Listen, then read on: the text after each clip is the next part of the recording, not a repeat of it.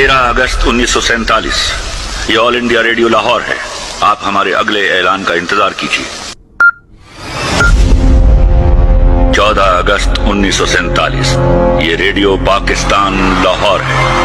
आपको अल्हम्दुलिल्लाह पाकिस्तान माज़ वजूद में आ गया। तमाम मुसलमानों को मुबारक हो।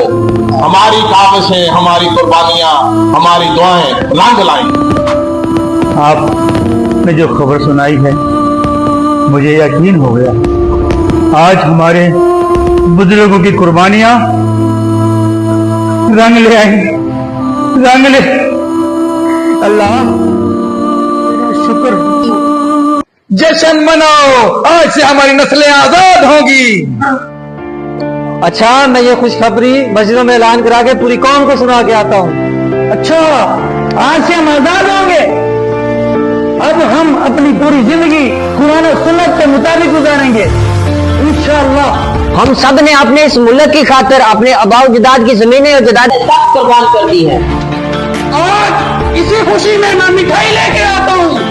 रुको, और हमें चाहिए कि हम सबसे पहले अल्लाह के हुजूर सजदा शुक्र अदा करें। आओ।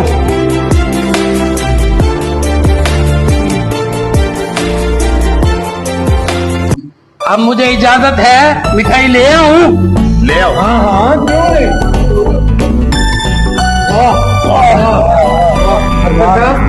बिस्मिल्लाह करें, बिस्मिल्लाह पढ़े जी।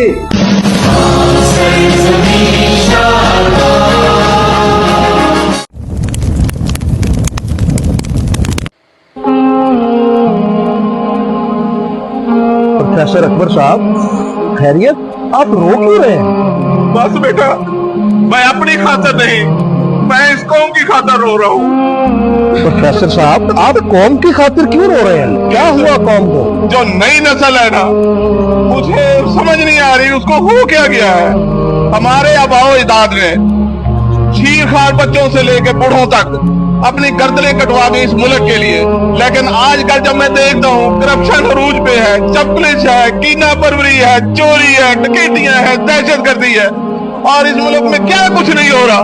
मैं बड़ा परेशान हूँ, मेरा दिल खून की आंसू रो रहा है। मैं क्या करूँ, अब क्या करूँ मैं?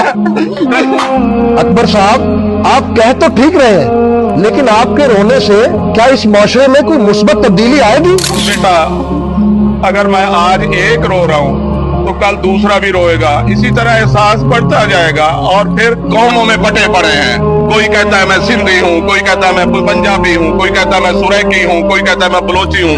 जब पाकिस्तान बना था, दो कौमी नजरिए की बुनियाद पे बना था ना, हमारे आबाओ अजदाद ने बनाया था, हम उसको क्यों नहीं फॉलो कर सकते? मुजम्मल बेटा, आखिर वो दिन कब आएगा जब हम एक कौम बन जाएंगे, एक कौम?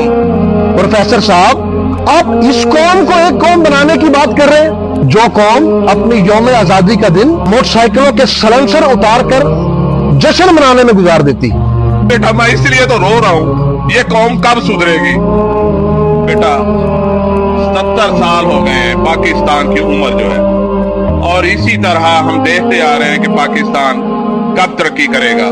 और ये जो उम्मीद है ना हमें, वो आखिरी उम्मीद आप जैसे नौजवानों पे है, और आप जैसे नौजवानों ने ही पाकिस्तान को आगे लेके जाना है। प्रोफेसर साहब, आपकी ये उम्मीद टूटने नहीं पाएगी जब तक आप जैसे पाकिस्तान का दर्द रखने वाले बुजुर्ग हयात हैं, हमारे सरों पर कायम है। इंशाअल्लाह ये पाकिस्तान इनकी क़यादत में अपनी मंजिल को जरूर पाएगा। इंशाअल्लाह, इंशाअल्लाह। बेटा, आज आपकी बातों ने मुझे इतना हौसला दिया है कि मैं अपने आप को जवान महसूस करने लगा हूँ। प्रोफेसर साहब, मैं आपको यकीन दिलाता हूँ, हम आपके जोरे बाजू बनेंगे, और आप जैसे बुजुर्गों का साया हमारे सर पर रहा, आपकी दुआएं शामिल हाल रही, तो इंशाअल्लाह इस कौम का हर जवान अरशद नदीम की तरह पूरी दुनिया में अपनी फतह के झंडे गाड़ेगा। इंशाअल्लाह, इंशाअल्लाह। लेकिन बेटा, इन कामयाबियों के नशे में उन शोधा को मत भूलना, फौज के जो शोधा हैं जिन्होंने अपना खून देकर इस मुल्क की हिफाजत की। प्रोफेसर साहब, आपके दिए इस सबक को हम कभी नहीं भूलेंगे, और इंशाअल्लाह हम पाकिस्तान के तमाम शोहदा को सैल्यूट पेश करते हैं। पाकिस्तान जिंदाबाद।